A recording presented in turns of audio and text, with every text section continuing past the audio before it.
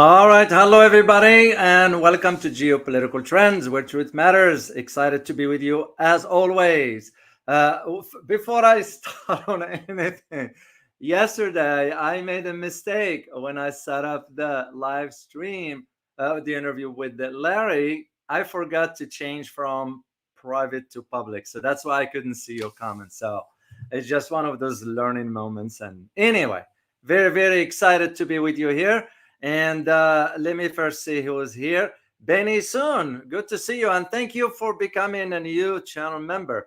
I am going to give a shout out at the end of this for there are some new members on the channel. It's once again, guys, it's the right thing to do. So thank you for being here. Truly appreciate you. S, good to see you. You too, you super. Good to see you. Phil, as always. Massian Dorcier, Truth Seeker, Chanel. John Jameson, good hi to you as well. Timeline Dunkley, Farhad Razavi, good to see you. Bobby Ishak, good to see you. Seal you, good to see you as always. Babcock, Nobshot, good to see you also. All right, let's get in. I got it's an interesting topic, so I've been following it briefly, but for the last 48 hours, I got sort of dig into that. But I was aware of some behind the scenes events taking place in other countries in relation to what I'm going to be talking about. So this is what I'm going to be talking to you about. I'm going to be talking about how Niger in Africa is now ushering in the Russian forces while at the same time kicking out the Americans. Now, of course, in Washington, they're saying, oh, there is no kicking out here, whatever. No, it is. Enough of lies. And this is what I'm going to uncover for you, provide you my own analysis about how I see the landscape, geopolitical one that is in Africa, playing out within the context of other events taking place. So this is what I'm going to be talking about. But first, let us ask the questions, the key questions that matter into this. And the questions are, you're going to ask first, was Niger's decision impacted by other events in the region? It's you cannot, in my humble opinion, you cannot move forward into any analysis of this sort without considering what's taking place. And once I explain to you, it will make perfect sense to you. For now, suffice it to ask the question. Second question is, will other countries follow suit? Well, again, it falls within that context of there are other countries that are hinting at a certain change in their foreign policy pertaining to security framework. And third one, what message is this sending on the global stage? Because there is a message out there. And as I said I think I put it in the description for the video that I started with, like, it's a trend. Well, it is a trend. You start to see Western nations being kicked out of Africa. It's almost like I feel like, and I've felt for a while that Africa have had enough of its resources being stripped away from it, and they are not even. Have you ever wondered, guys? I mean, you're smart enough, you can see, you're not blind, you can see what's going on around the world. Have you wondered why rich countries in oil, for example, or natural resources, whatever, their population is poor? Makes you just wonder. I had a conversation yesterday with someone here in the US, originally from Iraq, and I've spent a lot of time in Iraq. I'm very familiar with that country. And I told him, I said, you know what I don't get, Mr. Mohammed, is that your country is so rich in oil, and yet the poverty that exists. Well, the same concept can be applied to Africa, but Africans have had enough. So this is why it's now you're seeing that trend. I use the term trend. So, all right, before I'll delve deeper, let's do some headlines, because usually when I do interviews, I don't do headlines and all that because there's not enough time. So I'm going to start with the first one. You all know who this guy is. Can you guys type in a chat box? Tell me who this guy is. Now, whether he's a crook or not, it's beside the point. I read up on his bio and I checked on his background from my own sources. He got some black spots, if I may, but I'm not here to judge. So let's see, who's this guy here? Let me see first if you guys again. Oh, Samir Abtawi. Anabtawi, I'm sorry. Samir Anabtawi, thank you so much for your super sticker. Truly appreciate you, Samir. Oh, Muslim revert. You're right. That Karim Khan. Well, what happened with Karim Khan? Well, nothing happened with him personally. What happened is that in the US Congress, some US members of Congress, specifically Republicans, I won't even say there are Democrats as well. Both of them are the same coin. There is no, I don't differentiate between the two. They're all in one basket, Republicans and Democrats. But anyway, Republican US senators have now warned International Criminal Court prosecutor Karim Khan against issuing arrest warrant for Israeli Prime Minister and other Israeli officials, vowing, this is what they threatened him with, vowing to face heavy sanctions if he does. Well, that begs the question, guys, what happened to the rule of law? And especially coming from out of senators. None of them represents me, by the way. The whole damn government doesn't represent me. I usually don't swear in, but it's kind of enough is enough. It's coming from those so-called lawmakers. And now threatening a guy for doing what's right. It just shows you this is the sign of the end. When a country, when an empire, when whatever, and again, use history as your guide. Go back and look at what happened to the Roman Empire, how it disintegrated from within because of the internal corruption, and when the policymakers back then start to think about their own interests rather than the welfare of the citizens. It's exactly what is happening right now.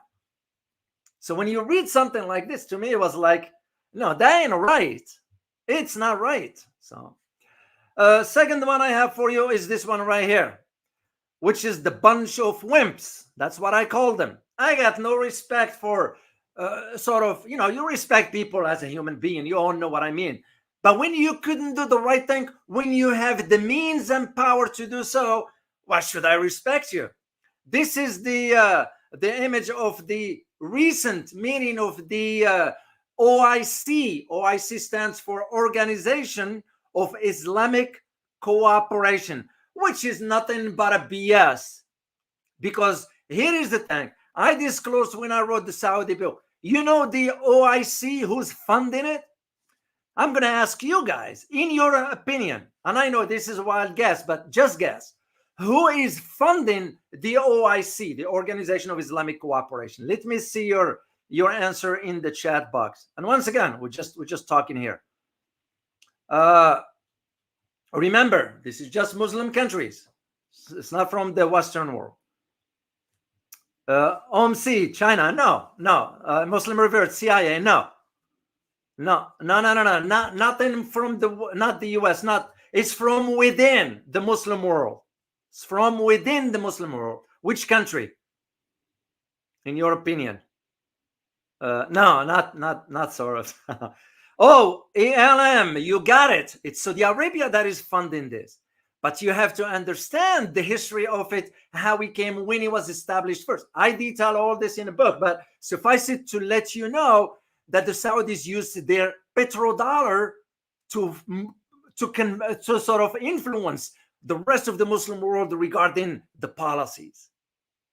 And it stays till today. So this is why a bunch of wimps getting together in Gambia saying that, here is what they say, and I quote, we support Gaza and we support the end of war and full support for the Palestinian people in their resistance against Israel, and calling the international community to take immediate and unconditional action to end the war on Gaza were the most prominent outcome. Yeah, it's a BS.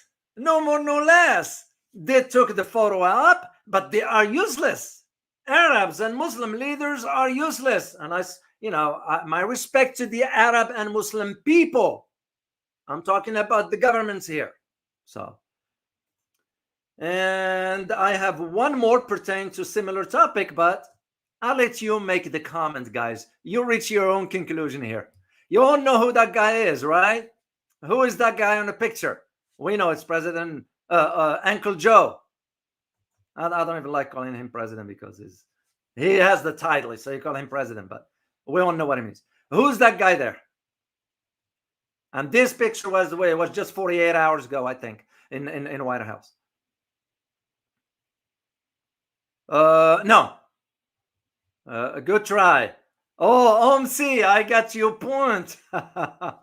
Yeah, British king. That's Jordanian king, who is, by the way, his mother was British and he is a British citizen. A lot of people do not know in the Muslim world. King Abdullah is not a pure Muslim 100%. He cares less for, we all know. We're not bad mouthing here. We providing the facts. Jordan, Saudi Arabia, United Arab Emirates, which by the way was celebrating yesterday commemoration of the genocide of the Holocaust. United Arab Emirates commemorating that. Just think about it. Take a step back and think. And this is what I'm saying. Arab Muslim leaders are nothing but talks. They can't fight anymore. You find a poor Muslim country, the likes of Yemen, that is doing what the Saudis and the Qataris and Jordan, United Arab Emirates, Egypt, all of them, they couldn't.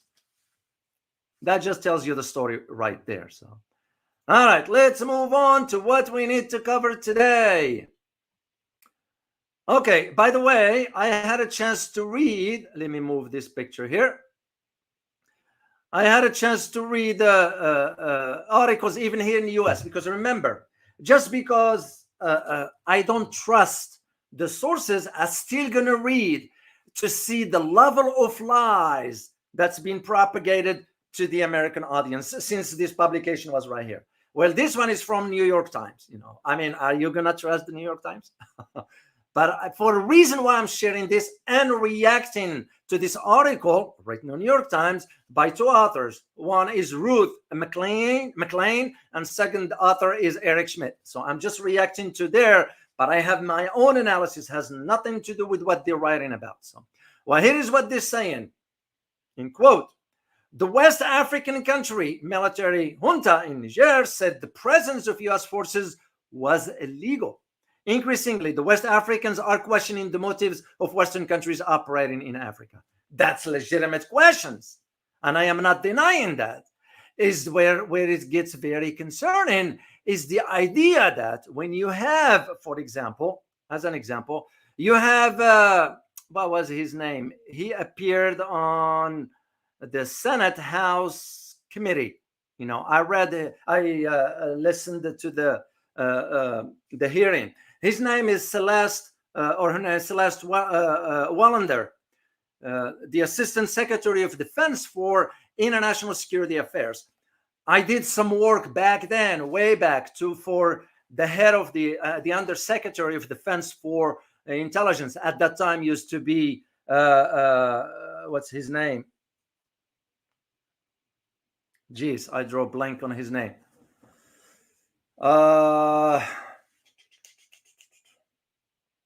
Anyway, I'll draw a blank. It'll come to me later.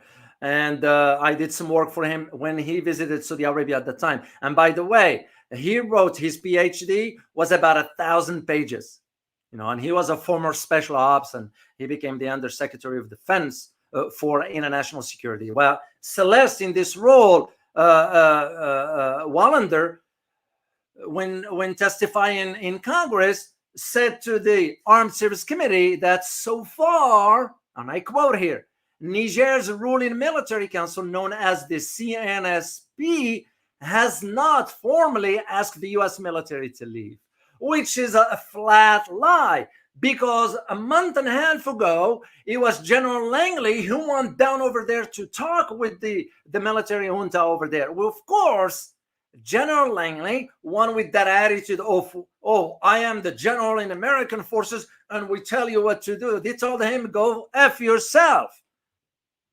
Because it's the arrogance. And again, we see in this, like, for example, when U.S. diplomats negotiates with the Chinese, we see it when they negotiate with the Russians, with any other country for that matter.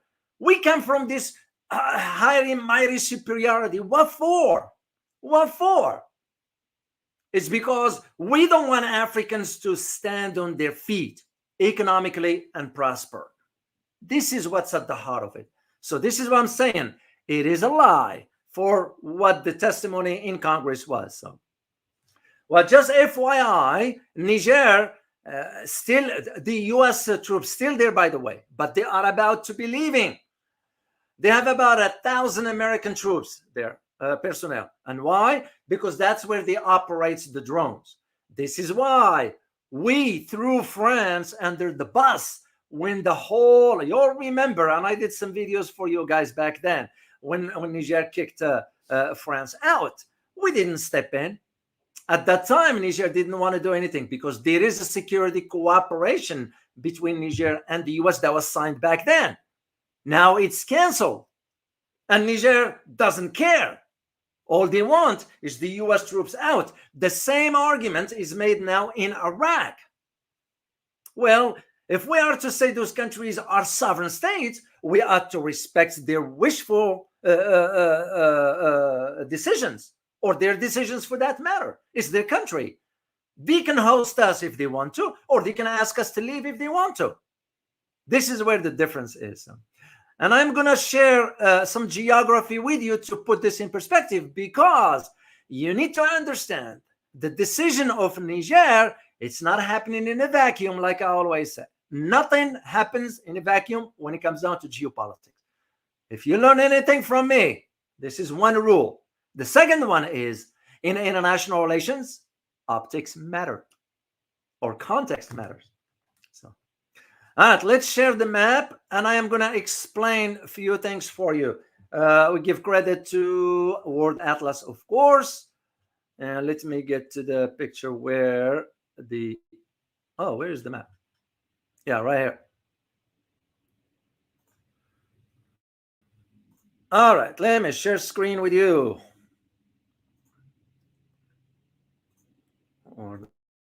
Okay, here we go.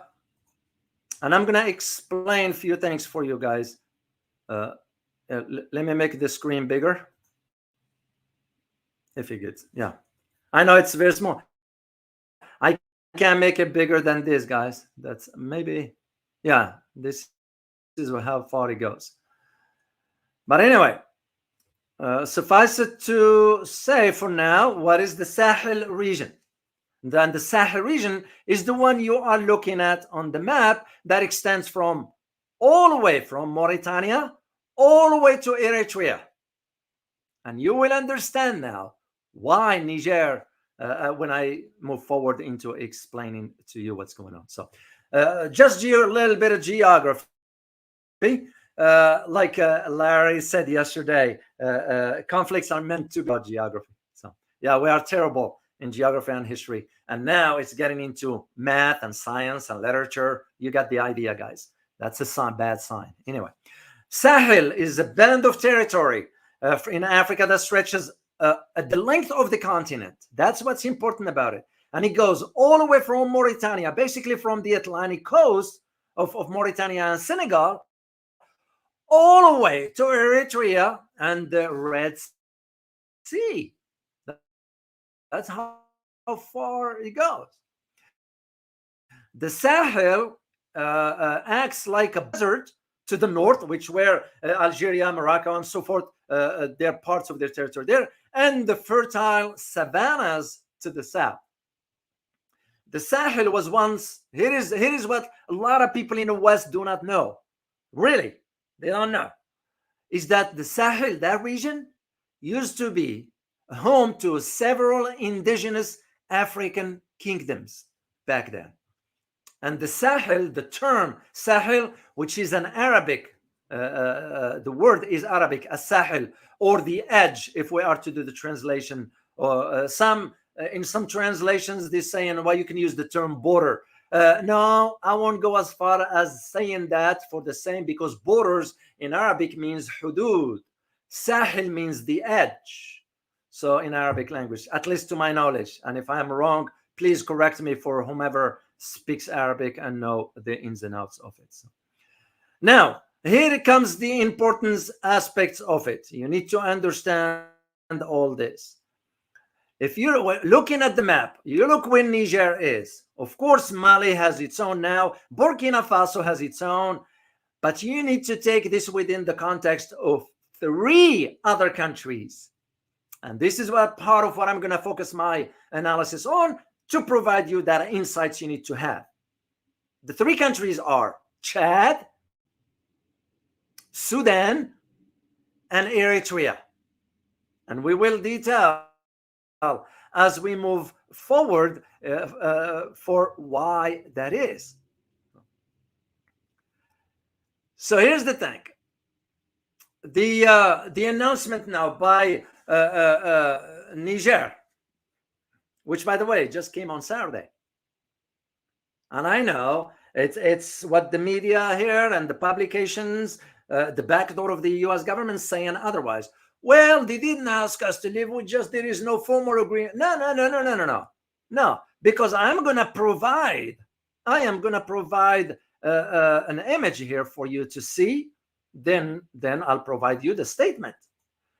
This picture, this is Abdurrahman. He's the spokesperson for the Niger military spokesperson, Colonel Amadou Abdurrahman. What did he say? He said, and I quote, "The American presence in the territory of the Republic of Niger is illegal." And you know why? You know why the New York Times had to start the article by that? Because they know they couldn't lie about it, because there is a record for it. And that's the image I'm showing you. It was recorded publicly right there. And that was the announcements of Abdurrahman on the national television. And he added, and I quote, "The U.S. military presence violates all the constitutional and democratic rules which would require the sovereign people, notably through its elected officials, to be consulted on the installation of a foreign army on its territory." End of quote. Spot on. Because what a lot of people do not know is that we built the base there. I was aware of it. I'm not going to deny this. I used to travel to Africa. I spent some time in the Ivory Coast, so I was very familiar with what's going on. The base we built there was about $110 million. That's what it was for. But it was mainly for the drone program. The same thing we asked the Pakistanis when we were kicked out of Afghanistan. And at that time, the Prime Minister of Pakistan, Imran Khan, said no. We all know the rest, the story. We know what we did to him as far as elections and so forth. But it ain't going to happen with the African, because there is more than just Niger now.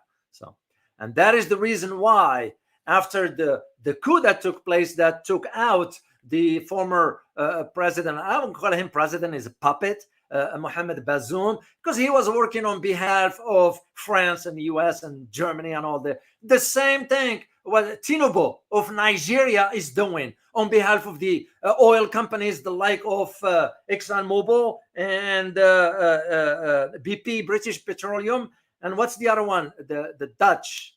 I draw the name. What's the name of the company? Shell. Yeah, I ain't gonna work in Africa because they've had enough, and this is why the troops, the U.S. troops in Niger, are just inactive. They're just sitting there, basically doing nothing. And most of their drones are grounded because Niger is not allowing it. Well, it's their country. They can decide whatever they want.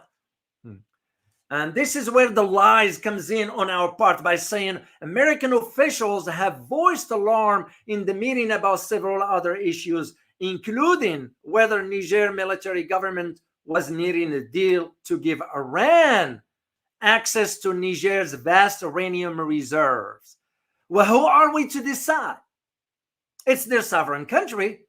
So does Niger tell us not to send weapons to Israel, not to send weapons to Ukraine? They don't, or it doesn't. So who gives us the right? And again, I am not, it's all about, I know those who will put a comment, you criticize. No, there is a difference between what's right and what's wrong. There is nothing in between. We can't be saying one thing and doing the opposite and claiming to stand for what's right. That's called hypocrisy. which is what we're saying. So if Niger wants to trade with Iran, because Niger is going to get something in return, the likes of oil, the likes of missiles, the likes of whatever they decide to, it's their prerogative. But also, Niger is rich in uranium, and this is where France was taking advantage of it by getting it and selling it for about 200. The last figure I looked at, and please don't quote me on this because the numbers changes. The last one I looked back then was it cost France literally about $1.84, and was selling the uranium on an international market for about $210. Well, you got the idea. So Niger, it's their country; they can decide whatever they want. And of course, here is what happened, which was not disclosed openly here in the West, is that the Niger rejection of the presence of U.S. military happened right after the French were kicked out. And France, of course, the former colonial of the past decade. And all this argument that is going on over there has to do with, oh, we are here for counterterrorism. Hold on a second. You know, I spent over 15 years within the government. I understand that term, counterterrorism. We are creating these groups. We are the one financing these groups. So for us to say we are there because we want to fight terrorism, well, hold on a second. Whose terrorism are we talking about here? Because we're the one created it and pretend to fight it. So what happened back then is that Niger asked the US right after kicked out France. And this is why you are noticing now that even countries, the likes of Burkina Faso, they had some incidents, so-called terrorism incidents. We all know how that happened.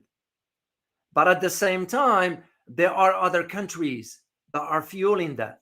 Well, one of them is Ivory Coast. And this is why Ibrahim Traore, this guy here from Burkina Faso, the head of Burkina Faso, okay? Ibrahim Traore now is sending a warning to Ivory Coast. It just did it over the weekend because Ivory Coast is welcoming, according to his statements, all the destabilizers, in quote, of his country, adding there was a problem with authorities in Abidjan. Abidjan is the capital of Ivory Coast. And I have the link for that, guys. I will post it for you in the description. So it just shows you there is more than meet the eyes here. And when U.S. policymakers say, well, there is nothing official, or some general, which, by the way, they are so damn arrogant. Some generals here in the U.S. I used to be around them because I dealt with some, working for some, thinking that they are like God. You know, simmer down, man. Have a little bit of humility. They're thinking, I don't know. I was like, what's wrong with you, man? In the back of my mind. What an arrogance. No exception. And it becomes the idea of them going there and dictating to those countries. Well, where do they? No, it's their country. They can accept whomever they want, and they ask others to leave if they choose. If they choose to, that's their decision. So now here is the key to all this, because we're talking about why Niger is kicking out the U.S. Okay. Well, at the same time, it is ushering the Russians. Now, you can interpret this any way you want, and you should, based on your understanding, based on your on your analysis, or whatever. You know, because just imagine the picture: Niger saying to the Russians, "You are welcome," turning around and telling the Americans, "You need to leave." So, even the what's his name, Austin, which, by the way, he looks like he's about to die. You know.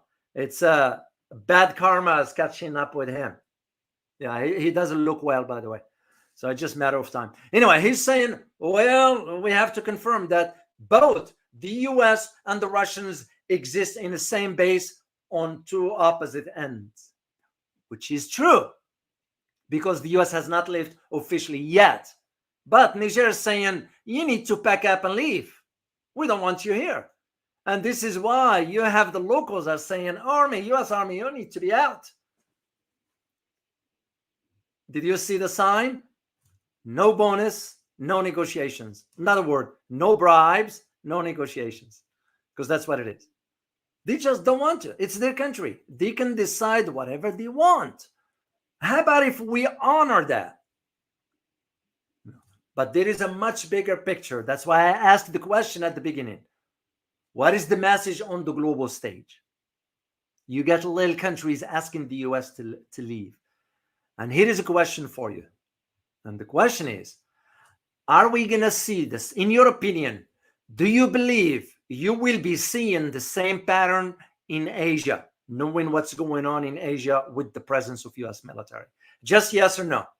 Tell me your opinion.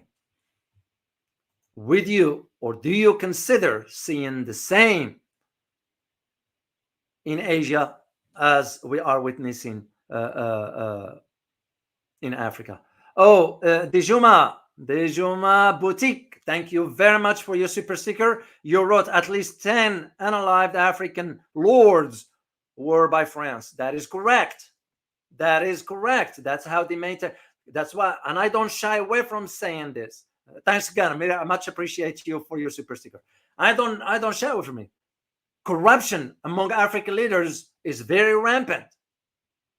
Let's not, I don't, because you need to know the full picture. Now, I'm not judging those new young leaders. I am going to give it a time to see what they're going to do. Because to me, anybody gets into the power, they end up staying for life. Their son end up taking over. Well, wait a minute. What about the will of people? This is what you're seeing in the Middle East or West Asia, for example. Those the Gulf states, the family in United Arab Emirates, in Qatar, Saudi Arabia, you name it. Jordan, you name it. Who gives them the right? Of course, what they're gonna be using there, as far as it's God, however you perceive God to be, the one appoints me here. Oh, that's BS. That's nonsense. So, okay, most of you guys say yes. Ghassam, you're saying no. Okay, you don't see that in Asia. Francis Tango, you're saying no.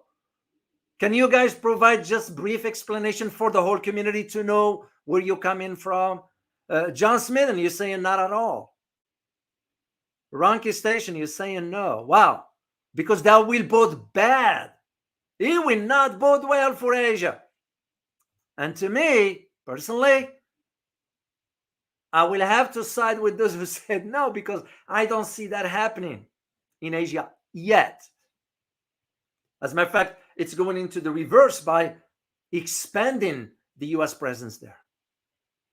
So, and I just wanted you to be part of that conversation by asking that particular question. So, now comes the role of the Russians. Okay. And I do have a few pictures, but first let me share my own analysis with you first. The Russians military, of course, the Russians do it quietly. Russians are not going to brag the same way Chinese do it. They don't brag about things. Doesn't matter whether in technology, whether in economics, whether in military. They do things and move on. So the Russian military, and again, this I read it from Reuters. And it was written by Phil Stewart and Idris Ali. Those are the one who wrote the article. And just reacting to that, the Russian military personnel have entered an airbase in Niger. Well, there is a problem with the first sentence to begin with. Where is the problem there, guys? The language. Can you tell me the keyword there? That wasn't supposed to be there. And again, it's just part of a conversation here. What is the keyword that triggered your attention there? Oh, Dejeuner Boutique, once again, thank you very much. Leaders, not Lord. I know what you meant. Bazoum is one of them. Omar Bongo was one of them. Who else? All the corrupted one. was even Tinubu right now is one of them. No, there are many. So I know what you meant. Thank you very much for your super sticker. All right. Oh, Rafael Youngday, you got it. Entered. That is the key word. Why is that? It's because they didn't enter. They were invited by the government in Niger. That's different wording. If the statements will start, Russian personnel have been ushered in or have been invited by Niger to be located on Niger territory. You can now, at least it gives me. I am so happy now. It gives me what's the word? Very excited that you guys start to. I know Rafael, but this is reflect on all of you. If one of you does it, I am sure most of you think it, that you start to really zoom in at the keywords that can manipulate the masses, and that gives me satisfaction personally that my time is not wasted. So I am very, very excited about it. So the idea, yeah, enter, because that's what the Western audience is going to absorb. Oh, the Russians are bad now. Getting no, it's not. They didn't enter. They were invited. So, and this is what senior U.S. defense official said. Then, of course, they are not going to disclose the idea of, well, Niger kicked out the Americans. Simple as that. You say it as is, not cherry picking on the wording of it. So, no. And that's why the senior U.S. defense, of course, didn't want to disclose his name, speaking on condition of anonymity, said the Russian forces were not mingling with the U.S. troops. Well, you know who that official is? It's this guy. That's the Secretary of Defense. It just he wants you, to keep you in this. Wow, whoever this anonymous, there is no mystery about all this. It's straightforward. He had to come forward and said, well, by the way, the U.S. and the Russians are on the same base, but they are not interacting. Well, the Nigerians didn't. Niger, not Nigeria. That's somebody with a Mustang. He's my neighbor down the street, way down.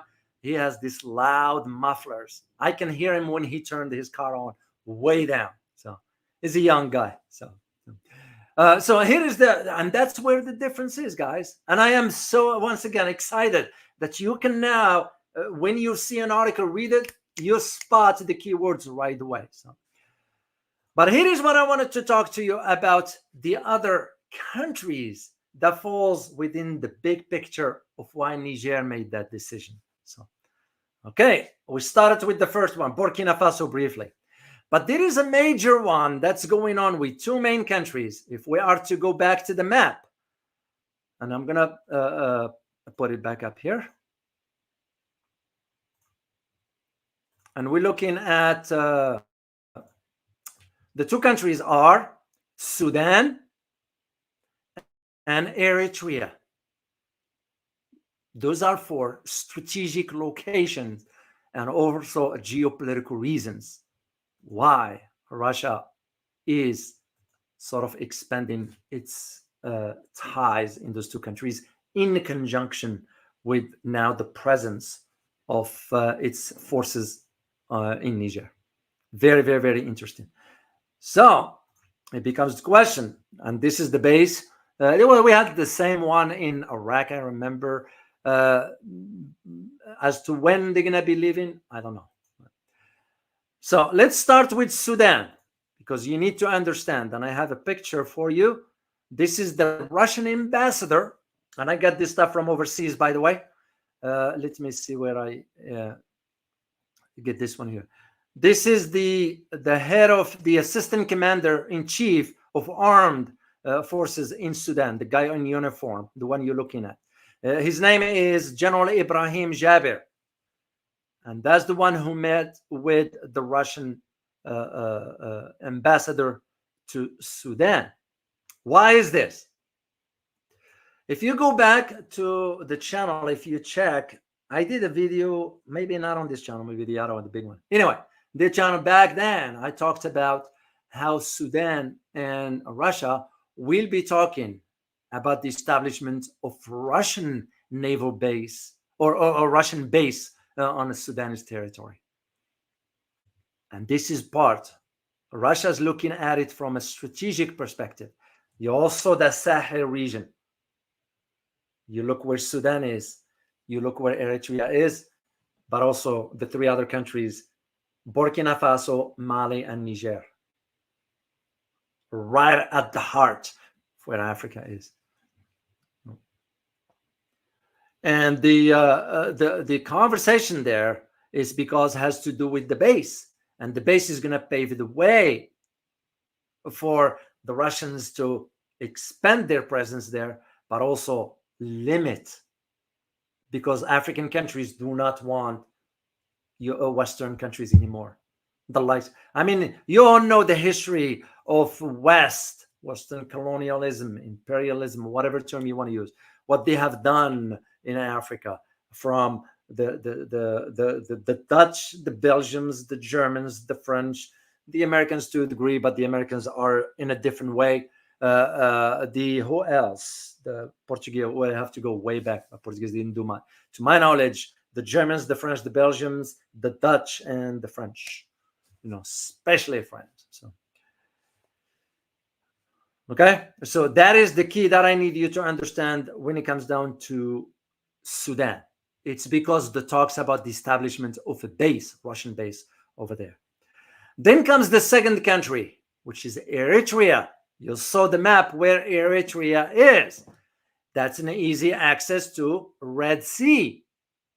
Having access to Red Sea, you all know what it means. Because what happened on the Red Sea? Most of the oil transactions goes through, most of the global trade goes through that. And who's controlling the Red Sea right now? The H group. So what is not disclosed officially is that, and I researched this and I found a picture. I found a picture here of this is the deputy commander in chief of the Russian Navy. We're talking about another admiral. Well, he's an admiral. His name is Vladimir Kasatonov. And guess what? He just arrived to Eritrea on Monday. So, and all this is a follow-up to an agreement between the Russians and the Eritreans, both presidents, Vladimir Putin and his counterpart, during the meeting that took place in July 2023. Actually, they had two meetings. One in May, and the other one in July last year. Back then, the conversation was about the possibility of establishing a Russian presence. Now you see why Niger is telling the US, get out. They don't want it. The Russians are going to be providing training. They're going to be providing weapons. But also, if you think about it, Niger wants to give uranium to Iran in return for whatever they agree on. I can just see right here, two main ones will be the oil and military hardware. Straightforward. This is where I see it going. And that in itself send the image on the global stage.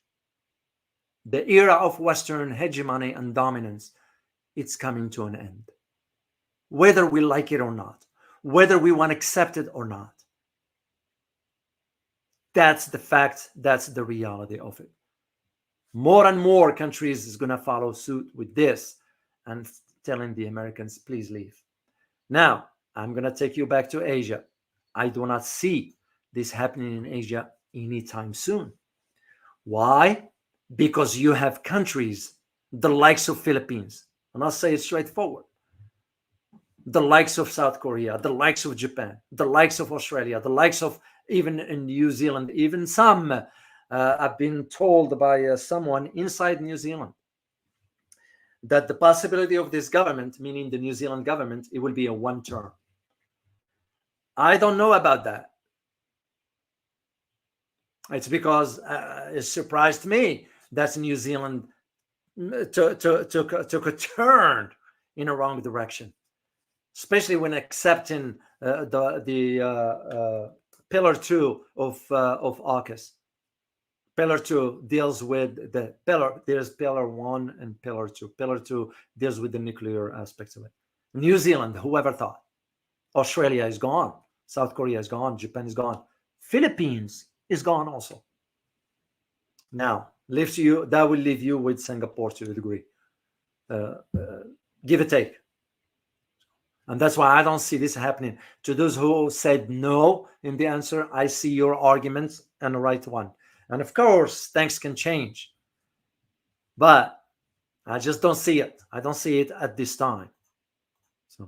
So one thing is sure, is that the idea of the Russian presence in or growing presence in Africa is coinciding also with the expansion of Chinese economic presence in Africa. And this is why, if you only, I'm sure you're paying attention, guys, to what's going on around. I don't know if you heard about the statements from the Dr. Nelda of South Africa regarding BRICS as a major. I might do a video for you next few days. To me, it's always till I fact check the information before I'll come on the air. Which to me, if it is, then that will be a seismic change coming to Africa as a whole. Now, remember, not all Africa is on the same sheet of music. There are still those puppets out there, the likes of Tinubu, the likes of the in Ivory Coast, Chad. It's an interesting case. The reason why Chad is an interesting case is because they just had elections, and I am wondering how the next leader is gonna manage moving forward. That will be very, very interesting to see these dynamics. For now, suffice it to say that the message is loud and clear. US, we want you out permanently, because now the security arrangements between the US and Niger is canceled. And Niger said, we don't need it. That's when the Russians step in. And the Russians will train the units. As a matter of fact, the Russians now is going to help Niger. It's going to help 3 countries, Niger, Mali, and Burkina Faso, to deal with the groups that's been established by the West. We all know this. This is not a mystery. It's not a secret. We all know. In the Middle East, in West Asia, in Asia, Latin America, look at the history. Any groups that emerge, we're the one who contributing to that, or creating that, and financing and arming those groups. But for Africa now, it's moving in a different direction. And with the presence of Russia and China on both ends, one on an economic side and the other one on a military, is going to pave the way. The question I will ask, and again, I am not reaching a conclusion yet with these young leaders, how they're going to govern. Will they become corrupted themselves? And I will ask the question, because it's worth asking. At this moment, I can't answer that, because there is not enough time to make an assessment based on their governance moving forward. They just took over in a way that many disagree with, but to them, because they wanted to get rid of the puppets in charge, how they're going to govern themselves remains to be seen. And I am going to keep an eye on these developments, because it's important. Africa is going to play a major role on both geopolitically and economically when it comes down to the global stage. Africa has a young, vibrant population. Africa has enough resources. Africa has enough gold, iron ore, uranium, oil, you name it. I mean, you think about it, guys. France. Now, as of today, France is number 4 when it comes down to gold reserves in the world. The question is, France, how did France came about that? France does not have gold mines in France.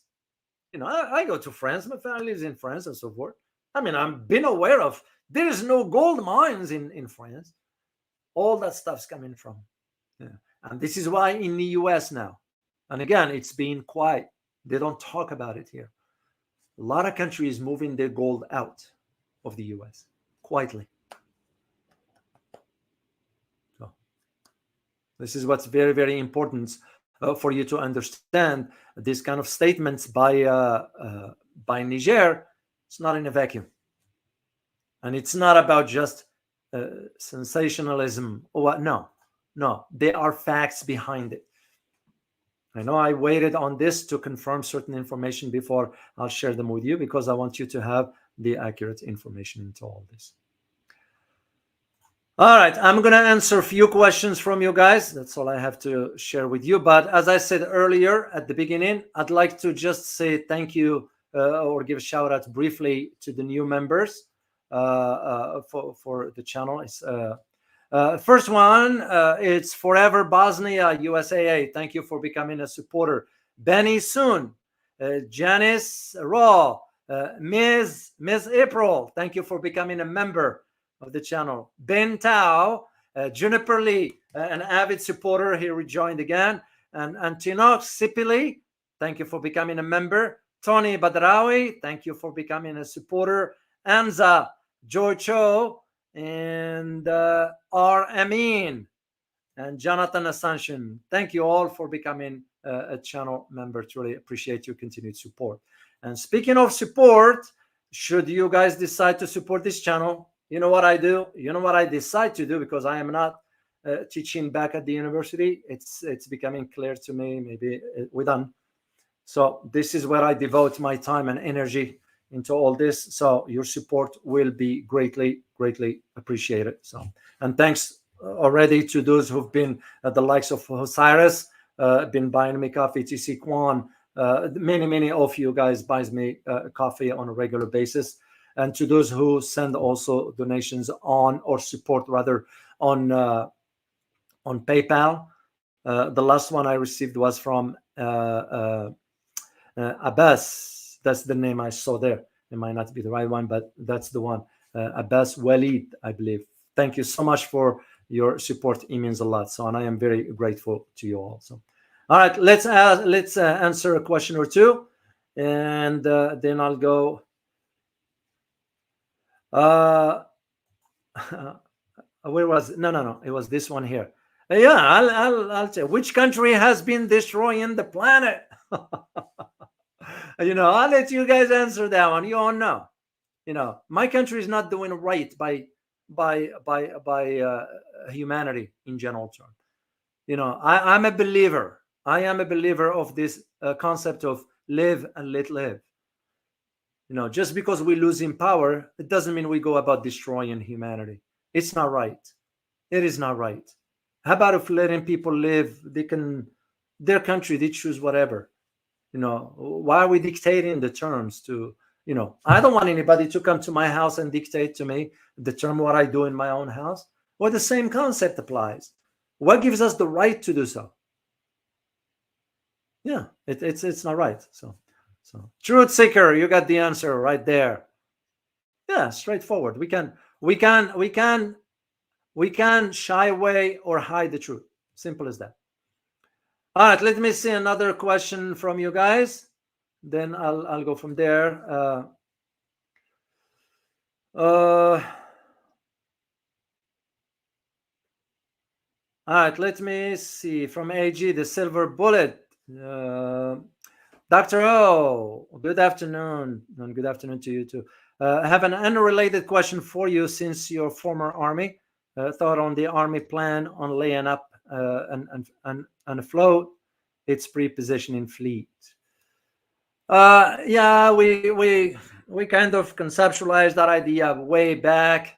I don't see it happening, but again, FYI, my background in the military had nothing to do with this logistics and all. I was in the MI. I was a military intelligence guy. I deal with the much bigger picture. But the conversation on this, yes, it has been there. I don't see it working. It's because what other countries, some, the likes of China, the likes of Russia, Iran, North Korea, you name it, the type of weapons they have developed when it comes down to naval assets. And I intend to do a show for you, a specific one with, again, I'm going to call in on Larry Johnson to come back. This is a specific topic I'm going to do for you. I don't want to disclose it now, but it pertains to this aspect you are asking for. So for me, as one who was aware of this conversation, but again, that conversation was back then, didn't move forward. So I don't see the rationality of it, but that doesn't mean, and if it happens, it's going to have to be on a very, very small scale, and it's going to be limited to a naval SEAL or some very specialized group within the military.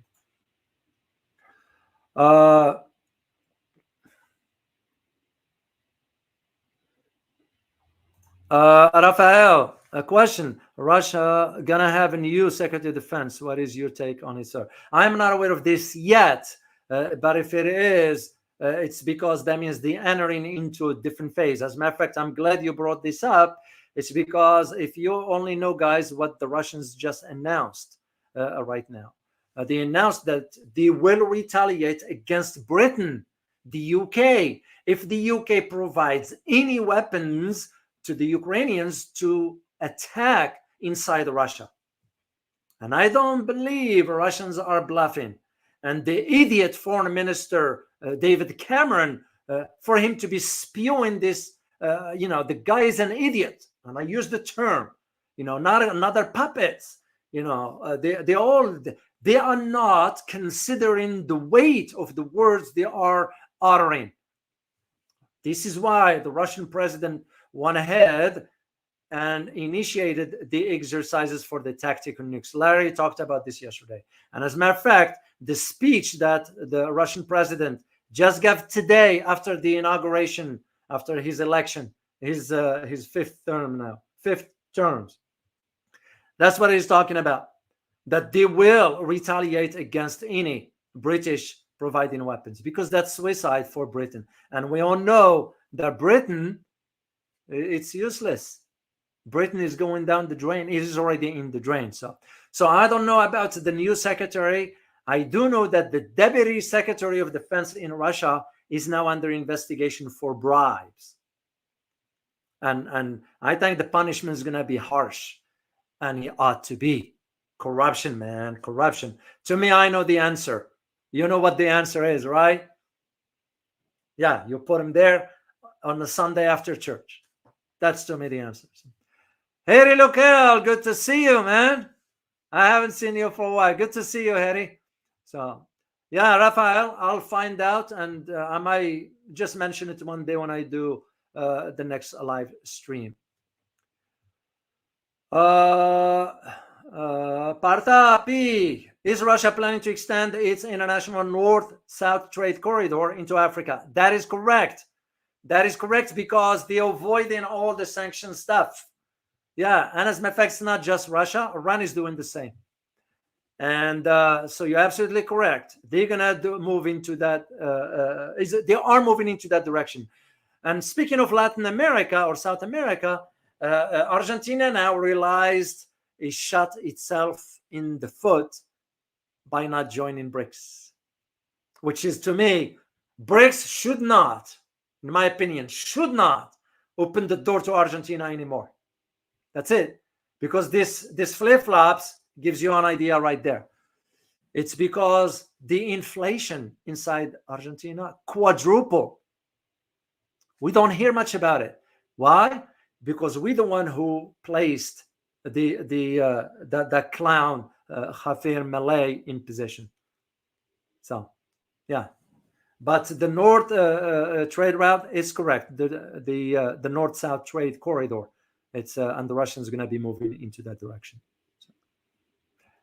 Okay, I'll take one more question here, and if not, I am going to sign up and go prepare my next, because that's what I do, guys. I finish here. I'll take about a break, 15 minutes, sit back again, and read up and gather the information. This is what I'm saying. This is not a hobby for me. Yeah, I don't waste my time. But I don't, this is to me not a waste time. This is to me it's a responsibility. That's how I contribute to a better world. That's the way I can do it. So your support means a lot to me.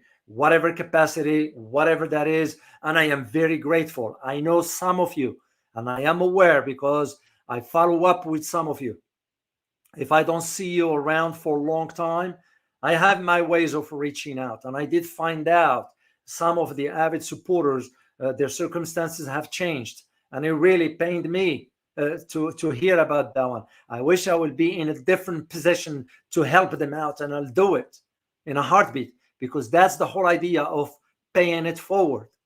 It's not about just taking, it's about giving also. And I believe in that wholeheartedly, because I know the day will come for me when I will check out of this.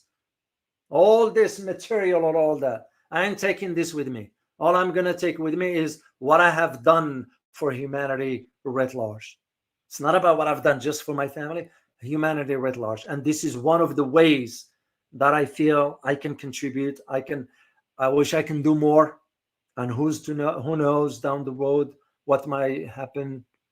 But that's what I want you to know. So to me, when I get off here, I'll go and prepare for tomorrow, because that's my responsibility and duty towards you, is to keep you informed. So, and speaking of informing, please make sure to share the channel with others so they can subscribe and grow it. So, and I'm very thankful to you all. So, as always, guys, I saw one, but it was the old question from, let me just do one more, because I like to be fair also if I come across.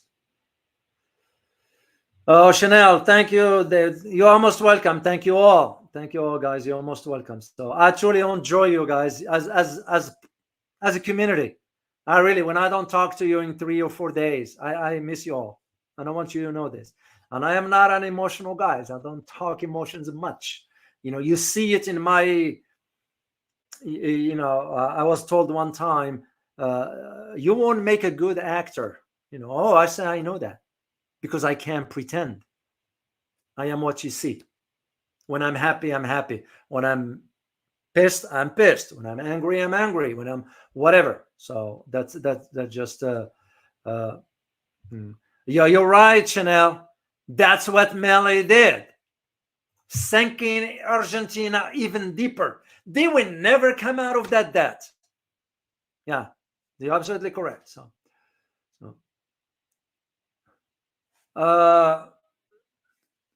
last question from Queen N. Let me share it here. Last question.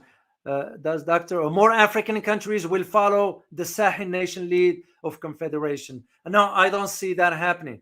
I don't see that happening. Even like there is some, I won't say similarities into the culture, but at least in that part of the world, there were previous kingdoms and all that. But the dynamics of global geopolitical landscape are different from what it was back then. The strategic interests are different from what it was back then. The world is going in a different direction. So that's why I don't see them. What I see them doing is collaborating together, and maybe, this is the big one, maybe creating an intra-continent trade between themselves. West will not be involved. Do it with Asia in general terms. That's the way I see it, because Africa has the resources, and I hope they use it the right. But till you get rid of corruption, nothing's going to change overnight. I mean, look where we are. For us, the corruption took hold for a while. Actually, after the 70s, corruption started taking hold in America. So, all right, guys, I hope you find this very informative, as always, and I look forward to seeing you next time. As always, remember, geopolitics impact your daily life in more ways than one. Till next time, bye-bye.